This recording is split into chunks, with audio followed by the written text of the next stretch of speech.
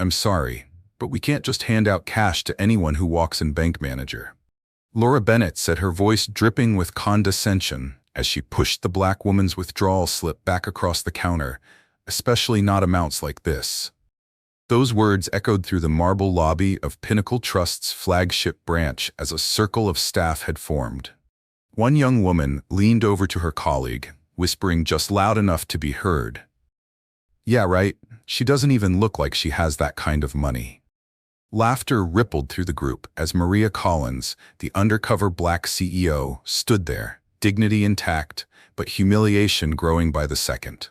What these employees didn't know was about to change everything about their careers, their lives, and this bank forever. When the woman they thought was not deserving to withdraw her own money revealed who she really was. Have you ever been judged before someone even knew your name or who you are? This story gives the most satisfying example of instant karma you'll see this year. And if you believe everyone should be treated fairly and respected, no matter what their skin color is, comment respect first in the comment section and hit the subscribe button. Now, this story began when an elegant black woman stood calmly at the counter, her posture straight, her expression composed, despite being surrounded by bank staff whose faces ranged from dismissive to openly mocking. This was Maria Collins, though none of the employees recognized her.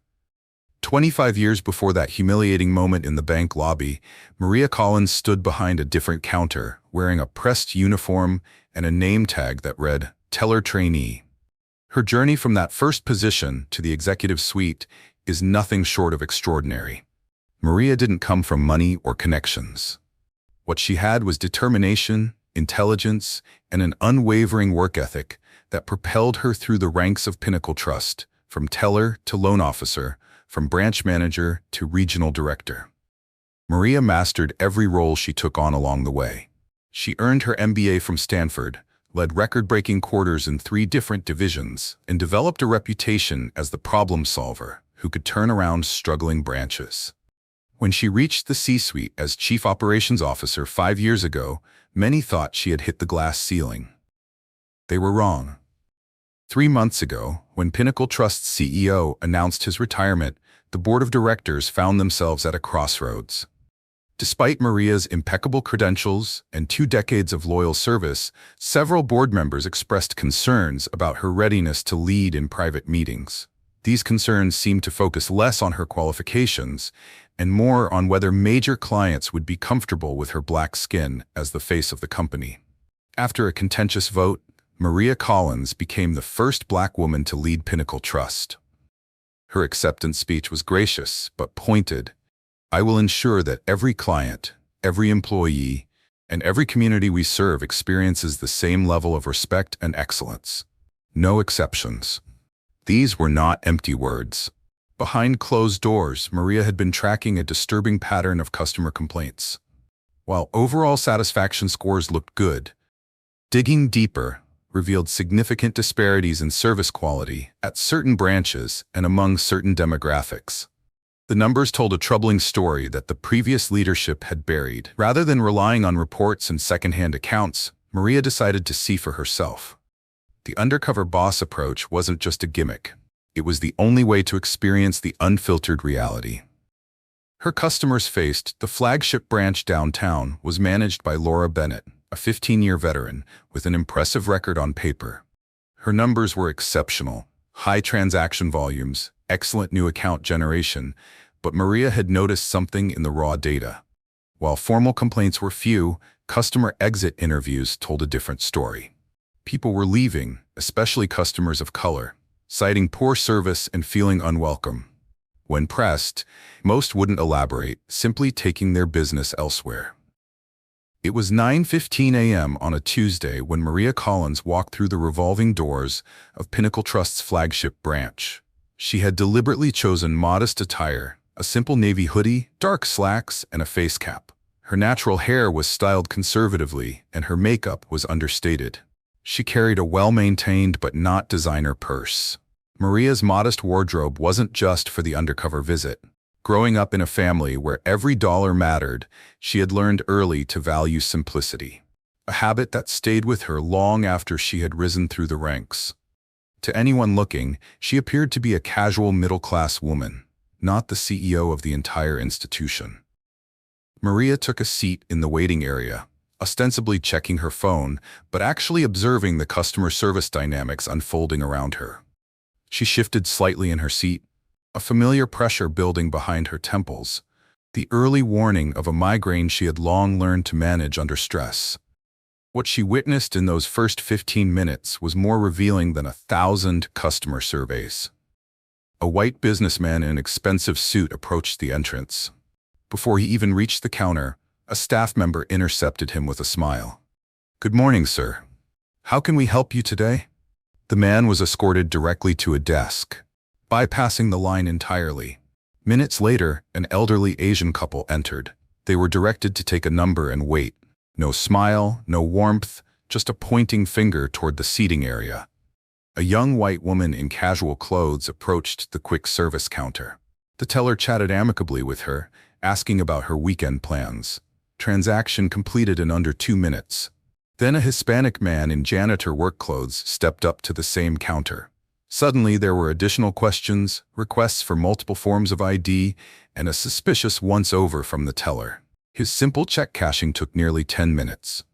Maria watched this pattern repeat itself 6 more times before she finally approached the counter herself. By then, she had been waiting for 37 minutes, despite the branch being only moderately busy.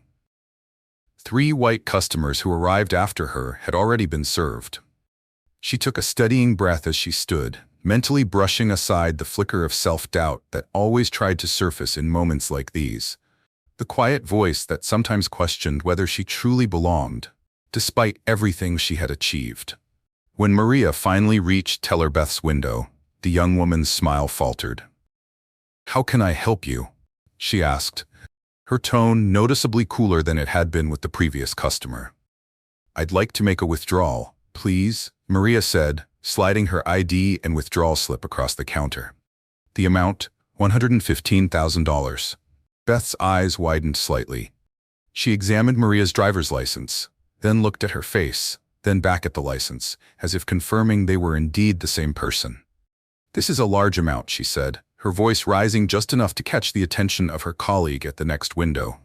"Yes, it is," Maria replied calmly, "but it's well within the daily limit for my account type." Beth didn't respond. Instead, she turned and whispered something to Mark, the senior teller at the next station.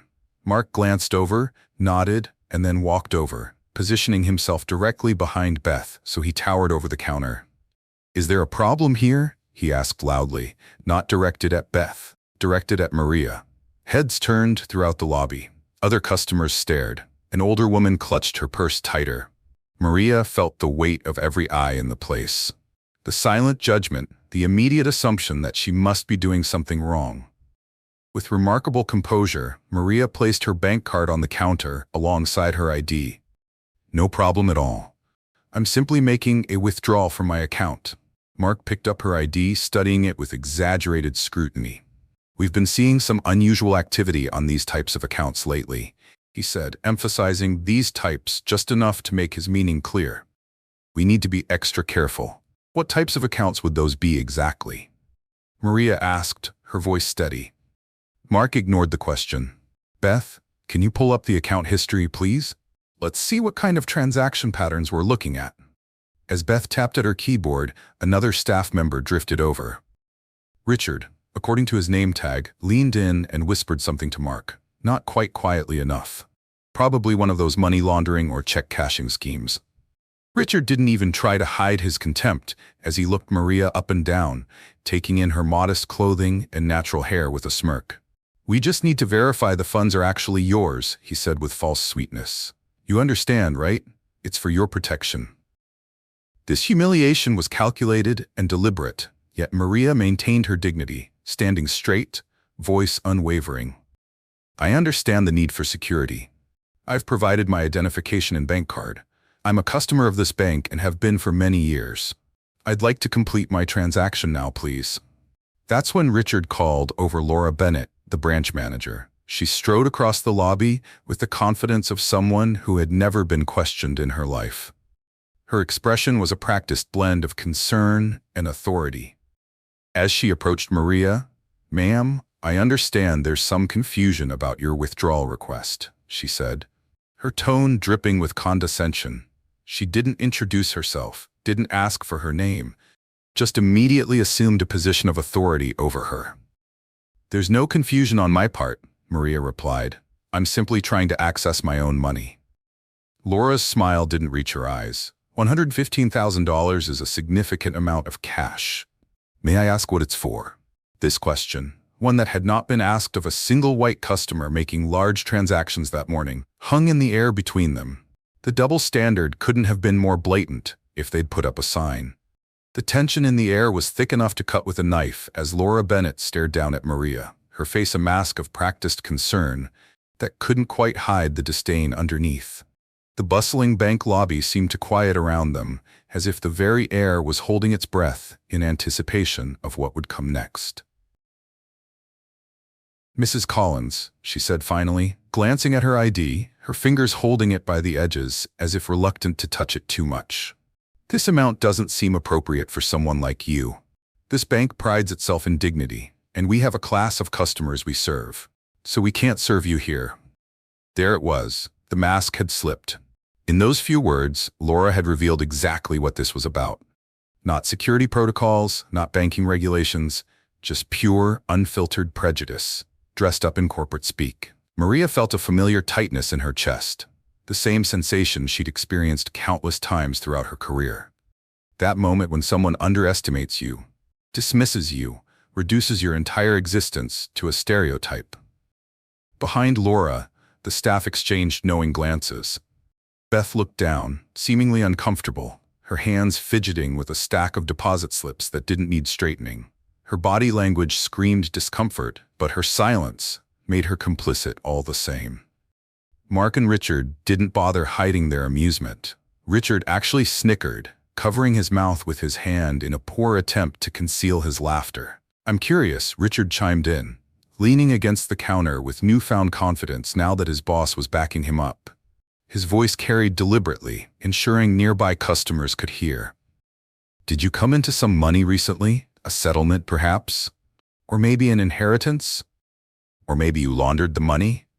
The implication was crystal clear in their minds. There was simply no legitimate way a black woman could have access to this kind of money. It had to be some kind of windfall, some stroke of luck rather than hard work, intelligence, and determination. A young white mother with 2 children had paused her transaction at the next window, openly watching the scene unfolding. She pulled her children closer, whispering something in their ears, teaching them, perhaps unconsciously, to view Maria as someone suspicious, someone who didn't belong. Maria took a deep breath. Her composure was remarkable, given the circumstances. Not a hint of the rage she must have felt showed on her face. "I'd like to speak with someone who can actually help me complete my transaction, please. Someone with the authority to override whatever concerns you seem to have." Every word was carefully chosen, professional, reasonable, giving them no ammunition, no excuse to label her as angry or difficult. Laura's smile tightened, a flash of anger crossing her features at being challenged. "Ma'am, I am the highest authority in this branch. I'm the manager. There's no one else for you to speak with." She leaned in slightly, lowering her voice to a stage whisper that was still perfectly audible to everyone nearby. The scent of her expensive cologne, likely meant to convey success and authority, wafted across the counter. "Perhaps you might be more comfortable at the check-cashing place down the street. They're more accustomed to handling your type of banking needs. You should get maybe $1,000 or $2 there." The dismissal was so blatant, so disrespectful, that a collective intake of breath could be heard from customers who were shamelessly eavesdropping on the exchange. Behind the teller windows, the daily operations of the bank continued. The cash-counting machines whirred quietly in the background.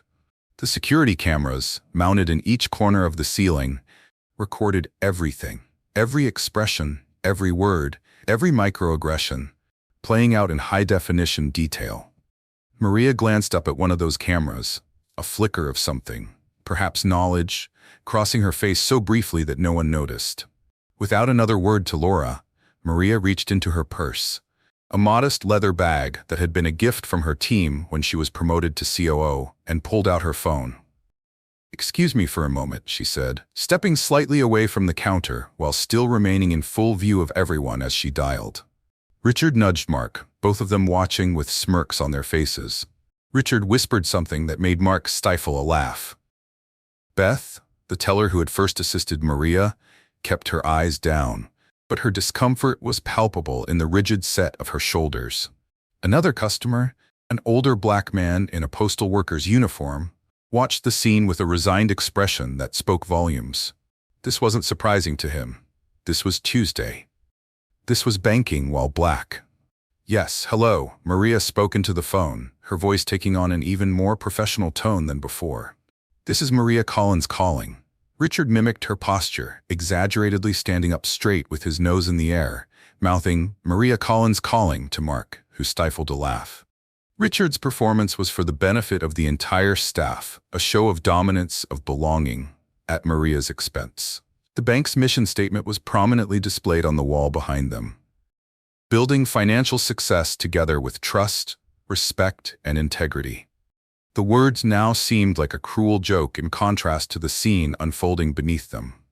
Laura stepped forward, patience clearly exhausted. Her polished leather shoes squeaked slightly on the marble floor as she moved, the sound oddly loud in the tension-filled space. "I'm going to have to ask you to conclude your business elsewhere.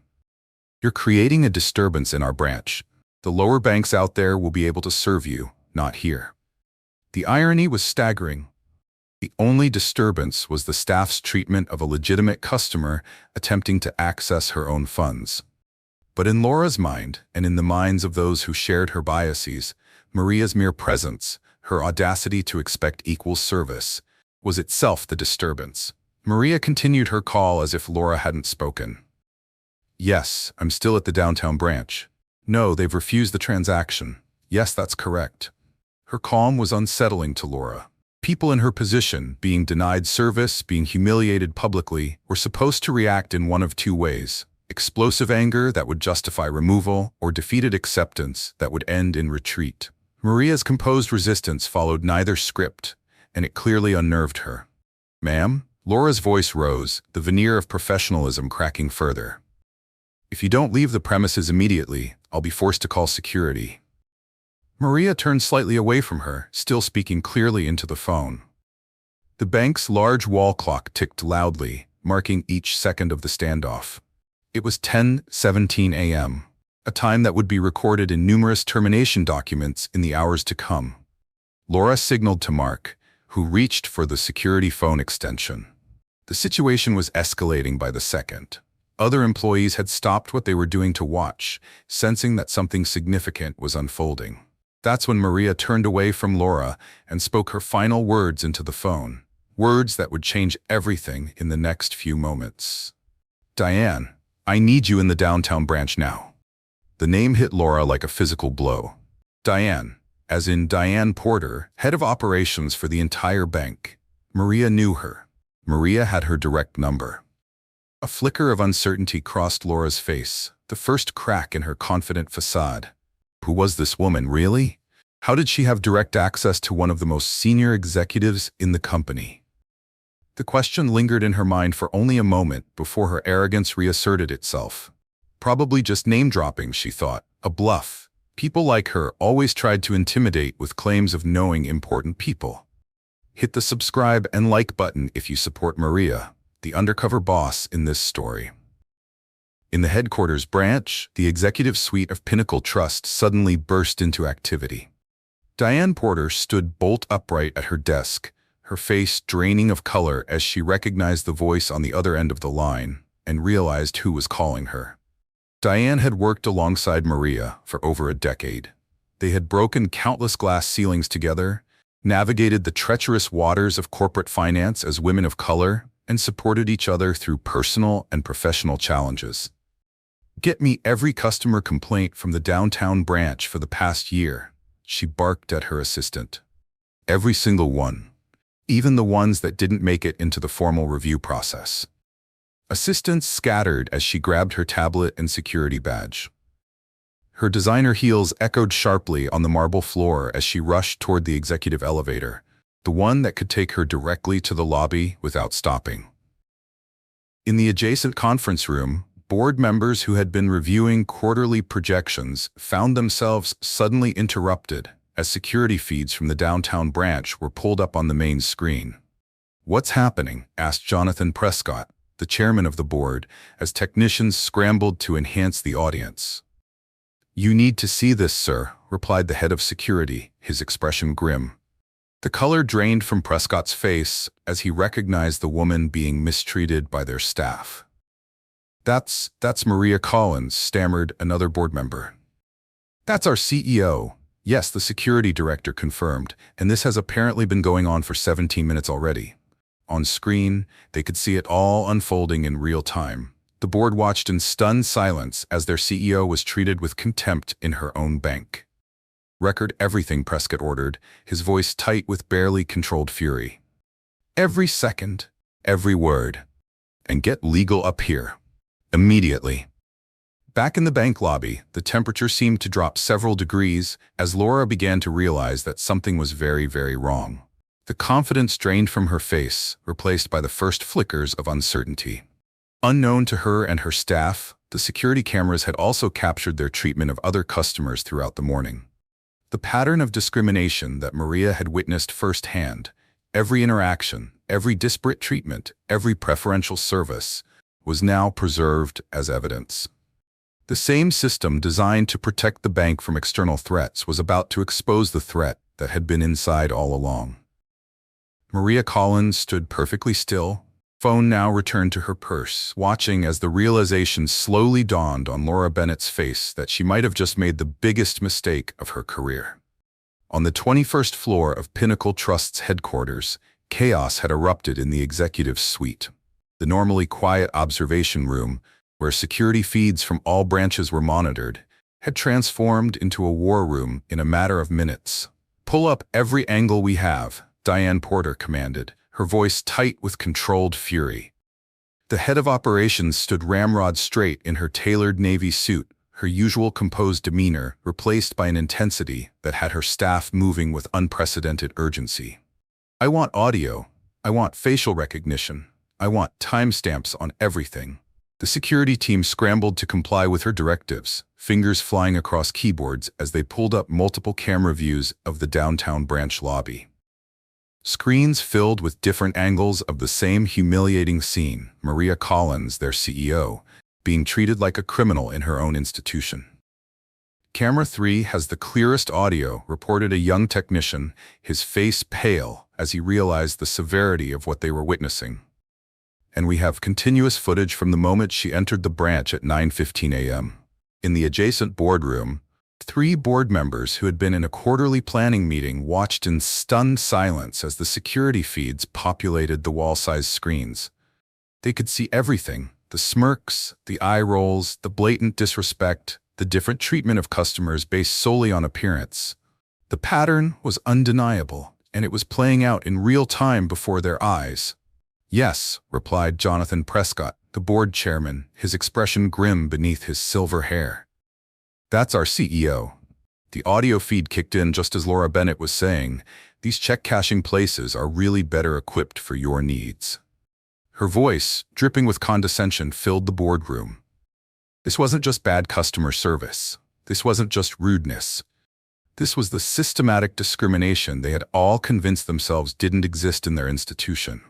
"This is happening in our flagship branch," whispered Catherine Reynolds, the third board member present. She didn't need to finish the question. The implication hung in the air. How many other customers faced this treatment daily? How many had simply walked away, taking their business elsewhere? Never filing complaints, never escalating to management. "Get me everything we have on Laura Bennett," Diane barked at her assistant while gathering her tablet and security badge. "Employment history, performance reviews, customer complaints, everything. And call legal. Tell them to meet me downstairs in 15 minutes. As she rushed toward the elevator, Diane scrolled through her tablet, pulling up branch analytics. The downtown branch's performance metrics filled the screen. Impressive at first glance. Top-tier new account generation, strong loan origination numbers, excellent deposit growth, but when she applied filters to disaggregate the data by customer demographics, the true picture emerged. The patterns were undeniable, hidden in plain sight within their own data.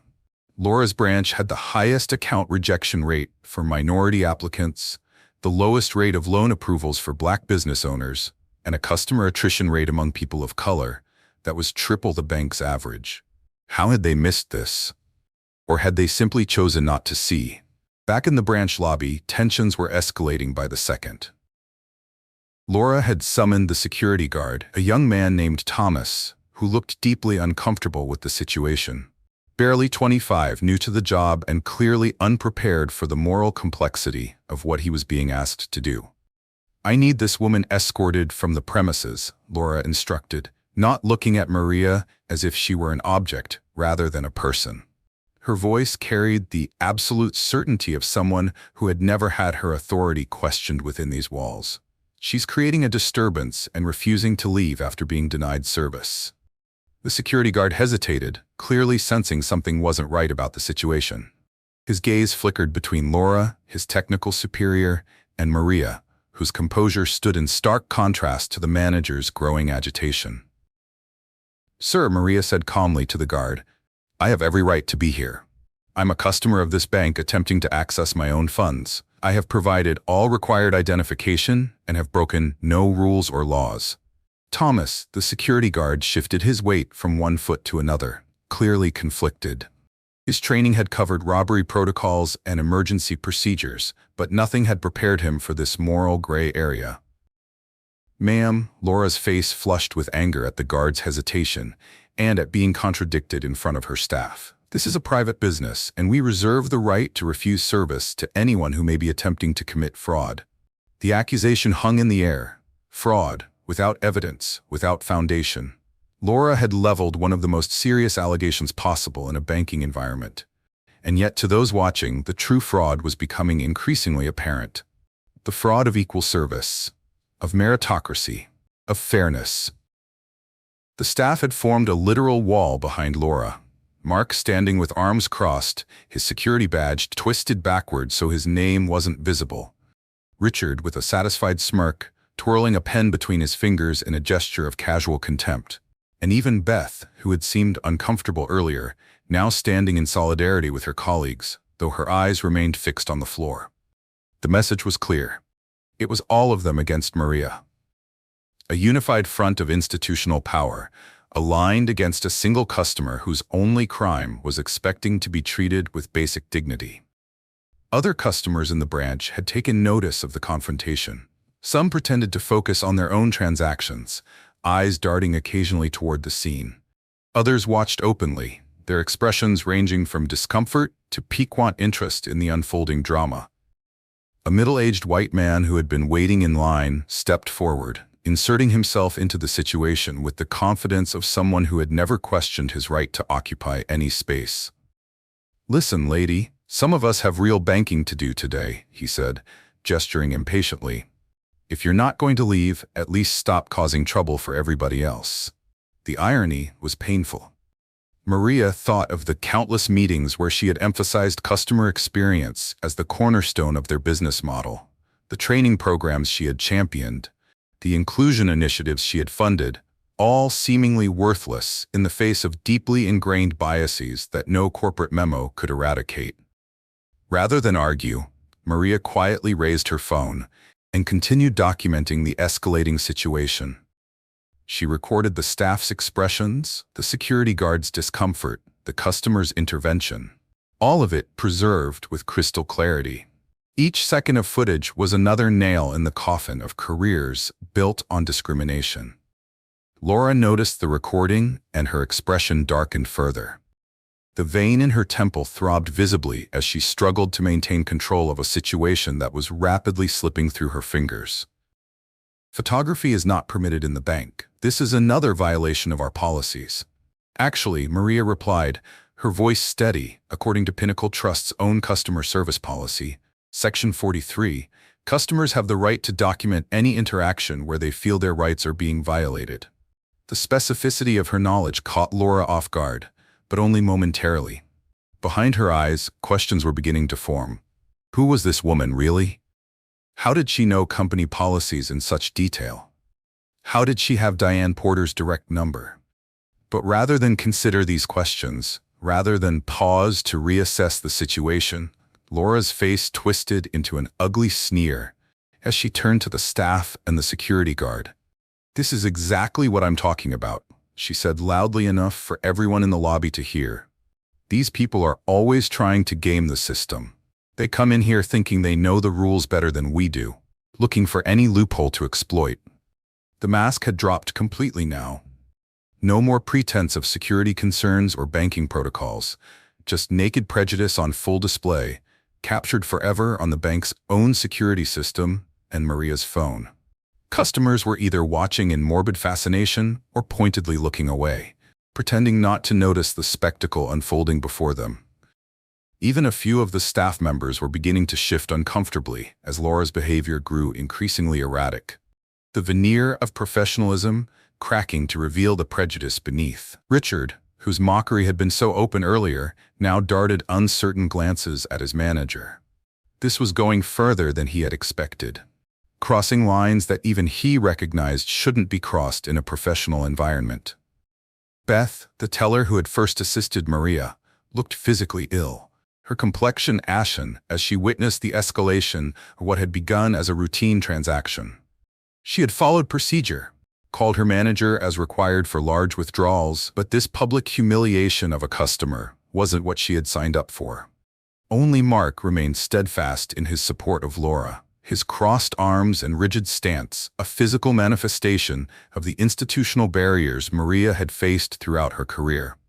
Through it all, Maria Collins stood perfectly still at the center of this storm, her dignity intact, weighing the weight of the moment not just for herself, but for every customer who had ever been dismissed, disrespected, or denied service based on their appearance. The elevator chime sounded faintly in the distance. Laura's head turned slightly at the sound, momentarily distracted. Something in the air had changed, like the pressure drop before a storm. The grand double doors of Pinnacle Trust's flagship branch burst open with such force that they slammed against the walls, the sound reverberating through the marble lobby like a thunderclap. Every head turned as Diane Porter strode into the space, her presence commanding immediate attention. The head of operations, second in command of the entire corporation, moved with the focused intensity of someone about to extinguish a fire. "Stop this immediately." Her voice carried the weight of absolute authority. Not a request, not a suggestion, a command that froze everyone in place.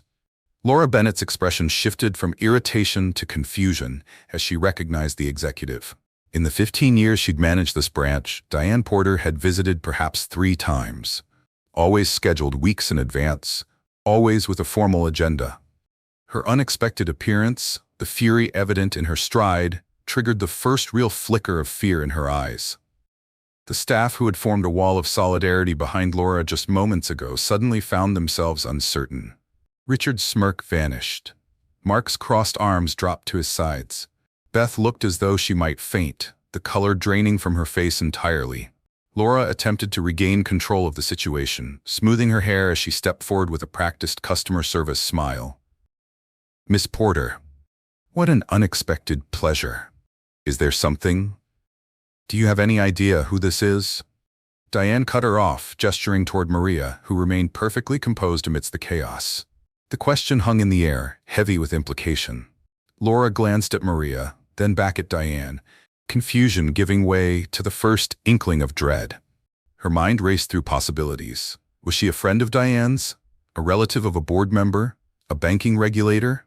A potential high-net-worth client they'd been trying to court? The other customers in the branch had stopped all pretense of conducting their own business. Some had phones out, recording the confrontation.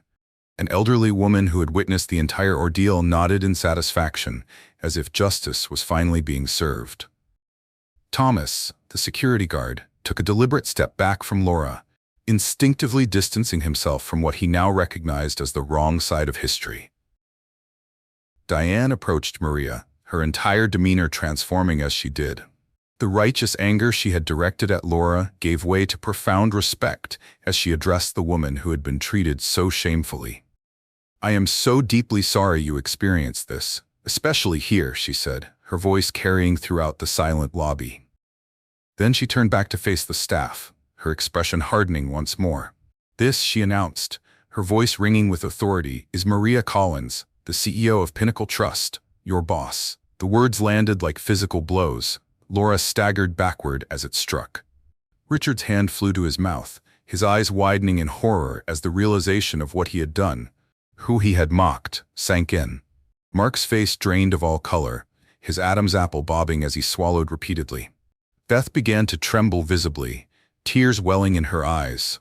3 months earlier, in the grand ballroom of the city's most prestigious hotel, Maria Collins had stood on a stage beneath crystal chandeliers and accepted the ceremonial key to Pinnacle Trust. The room had been filled with dignitaries, financial leaders, and press, all witnesses to a historic moment as she became the first Black woman to lead a top 10 national bank. Laura Bennett had watched the ceremony on the live stream during a staff meeting.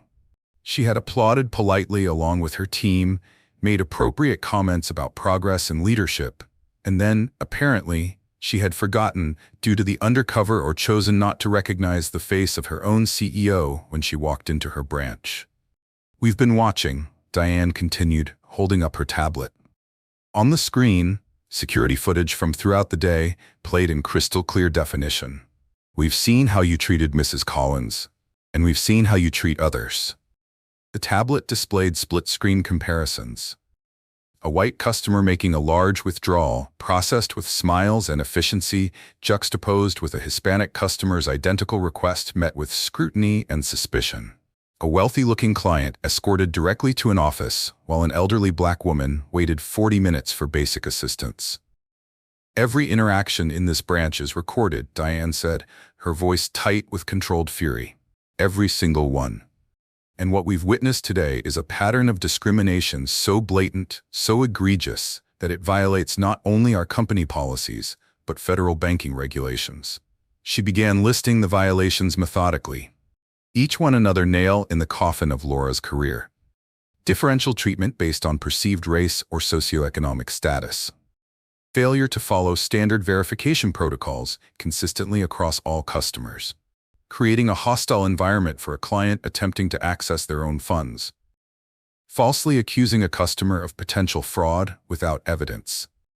Laura's face had turned an alarming shade of red. The carefully constructed facade of her professional persona was crumbling before everyone's eyes. "This is a misunderstanding," she stammered, straightening her hair again, a nervous habit now rather than a power move. "We have serious security concerns with large cash withdrawals. The protocols save it." Diane cut her off. "We reviewed the footage of 3 similar withdrawals processed earlier today for other customers. The only protocol you followed consistently was discrimination." Richard stepped forward, tears streaming down his face, his previous confidence replaced by desperate self-preservation. "I was just following Laura's lead," he pleaded. "We're trained to be cautious with unusual transactions." Mark attempted a different approach, his voice taking on a tone of professional concern. "There have been fraudulent schemes targeting this branch. We were simply exercising appropriate caution in line with, we have access to every email, every memo, every piece of communication you've sent within this bank's systems." Diane interrupted. "Do not make this worse for yourselves by lying." The main entrance opened again as 3 members of the board of directors entered the lobby, their expressions grave. Jonathan Prescott, Catherine Reynolds, and Dennis Whitehill. The highest authorities in the company beside Maria herself had come down from their executive suite to witness the reckoning in person. Their presence elevated what was already a catastrophic event for Laura and her team to something unprecedented in the bank's history. Board members simply did not appear on the front lines of daily operations unless something extraordinary demanded their personal attention.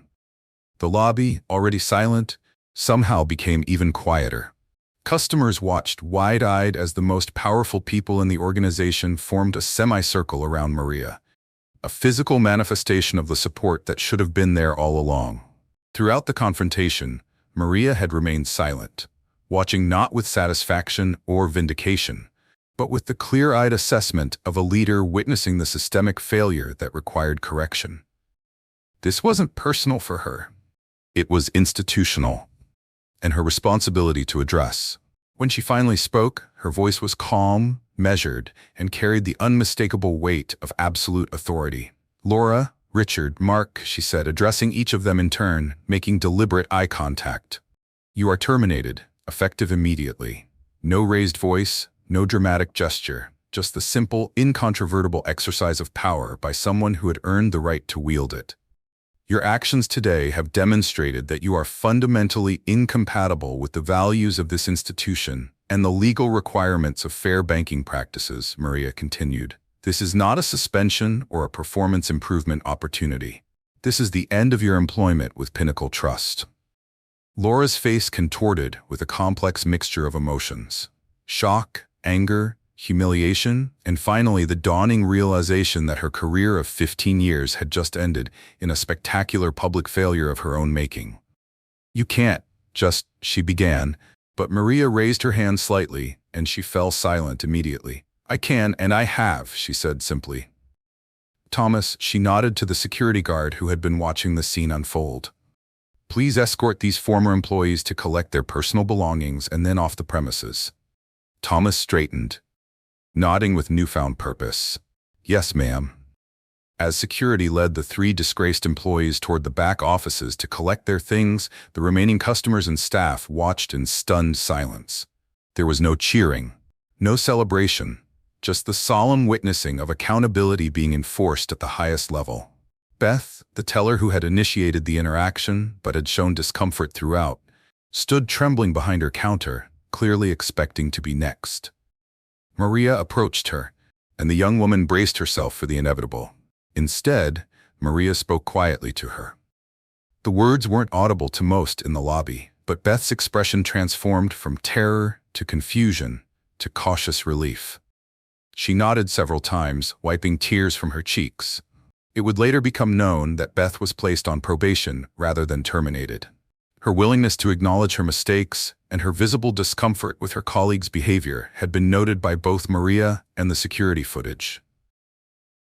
She would become one of the bank's most vocal internal advocates for equitable service in the months to come. As Laura, Richard, and Mark were escorted past the customers still waiting in the lobby, their personal items hastily packed into cardboard boxes, the full weight of what had transpired seemed to settle on everyone present. This wasn't just a dramatic firing. It was a public statement about what would and would not be tolerated in this institution moving forward. Maria Collins stood in the center of the branch that bore her company's name, surrounded by the leadership team that had recognized her value, in full view of customers who now understood exactly who was at the helm of their bank. The transformation was complete. From being denied service to exercising the highest authority in a matter of minutes. The message couldn't have been clearer. Discrimination had no place in Pinnacle Trust, and those who perpetuated it had no future there. After the terminated employees had been escorted from the building, a heavy silence hung over the flagship branch of Pinnacle Trust. Customers remained rooted in place. Staff stood frozen behind their counters, all eyes fixed on Maria Collins as she surveyed what was now undeniably her domain. When Maria finally addressed the remaining staff, her voice carried not anger, but resolve. The clear, steady tone of a leader who had identified a problem and was already formulating its solution. "What happened today isn't just about 3 individuals making poor choices," she began, gathering the shell-shocked employees in a semicircle around her. "It's about a culture that allowed those choices to seem acceptable. A culture we are going to transform starting right now." The staff listened with rapt attention, many unable to meet her eyes, others nodding in shamefaced acknowledgement of truths they had long recognized but never confronted. Pinnacle Trust exists to serve all customers with dignity, respect, and fairness. These aren't just words on our mission statement. They are the standard by which every interaction will be measured moving forward. As she spoke, Diane Porter was already on her tablet, initiating emergency protocols rarely used in the bank's history, transferring management authority, securing access credentials, establishing temporary leadership until permanent replacements could be found. Every branch, every department, every role in this organization will be evaluated not just on profitability, but on equitable service, Maria continued. The metrics we value reflect the company we want to be. Beth, the young teller who had initiated the interaction with Maria, but had shown visible discomfort throughout the ordeal, stood trembling at the edge of the group. When Maria approached her, tears streamed down the young woman's face. "I'm so sorry," Beth whispered, voice breaking. "I knew it wasn't right, but I didn't know what to do when Laura and the others." Rather than dismissing the apology or offering easy absolution, Maria listened intently, recognizing the crucial moment for what it was, a genuine opening for change. Learning to stand up against wrongdoing, even when it comes from authority figures, is one of the hardest skills to develop, Maria told her. But it's also one of the most valuable. What happened next would become part of Pinnacle Trust's corporate lore. A moment referred to in training sessions and leadership seminars for years to come. Maria Collins, CEO of one of the nation's largest financial institutions, looked at the tearful young teller and saw not just remorse, but potential. "Beth, effective immediately, you're being promoted to interim branch manager." The gasps from the staff were audible. Beth's eyes widened in shock. "But I'm just You're someone who recognized that what was happening was wrong, even if you didn't have the tools or confidence to stop it," Maria cut in. "That awareness is the foundation we need to build on. You'll have support, training, and resources, but more importantly, you'll bring the perspective of someone who has seen firsthand how things can go wrong and is committed to making them right." 3 days later, Maria stood behind a podium emblazoned with Pinnacle Trust's logo, facing a sea of journalists, cameras, and recording devices. The press conference had been hastily arranged but was meticulously choreographed to deliver a powerful message. "Today, Pinnacle Trust is announcing our new equitable banking initiative," Maria stated, her professional attire and commanding presence a stark contrast to the modest clothing she had worn during her undercover visit. "This comprehensive program represents an investment of $50 million in anti-discrimination training, community outreach, and internal accountability systems." The board members flanked her on the stage, their unified presence a public demonstration of institutional commitment. What the journalists didn't know was how contentious the emergency board meeting had been, with several members initially balking at the scale of investment and the public admission of fault it represented. It had taken Maria laying out the legal, financial, and reputational risks of inaction, along with the security footage from the branch, to bring the holdouts around. Now they stood beside her, at least outwardly committed to the transformation she envisioned. "Banking discrimination isn't just morally wrong. It's bad business," Maria continued, her words echoing through the conference hall. "When we fail to serve all communities equitably, we leave talent undeveloped, businesses unfunded, and potential unrealized." The cameras panned across the diverse group of individuals seated in the front row, former customers of Pinnacle Trust who had experienced discrimination firsthand and had agreed to share their stories as part of the initiative. There was Michael Mandel, a successful entrepreneur whose loan application had been denied 3 times despite an impeccable business plan and credit history. Beside him sat Elena Rodriguez, who had been steered away from premium services despite qualifying based on her income. And James Chen, whose attempt to open a business account had been met with excessive documentation requirements not demanded of other clients. These brave individuals, Maria acknowledged them with a gesture, have agreed to serve on our newly established Client Equity Advisory Board, ensuring that lived experiences inform our policies moving forward. The press conference would make national news, not just for the unprecedented admission of discriminatory practices by a major financial institution, but for the concrete, measurable commitments made to address them. In the weeks and months that followed, Maria Collins became the face of corporate accountability in America. Her unwavering implementation of the promised changes, from revised hiring practices to overhauled performance metrics to community investment programs, demonstrated that her commitment went far beyond damage control. Branch managers found their bonuses tied to equity metrics alongside traditional performance indicators. Anonymous customer experience surveys were disaggregated by demographic data to identify disparities. Training programs were redesigned with input from civil rights organizations and banking regulators. And in every Pinnacle Trust branch, a new sign appeared inside the teller windows. All customers deserve respect, dignity, and fair service. If your experience does not reflect these values, please call this number. Below was Maria Collins' direct office line. 6 months after the incident that transformed Pinnacle Trust, Maria once again donned casual clothing and visited branches unannounced. But this time, her purpose wasn't to expose discrimination. It was to witness the changes taking root throughout the organization. If you enjoyed the story, hit the like and subscribe button and share it with others so they can learn from this story too.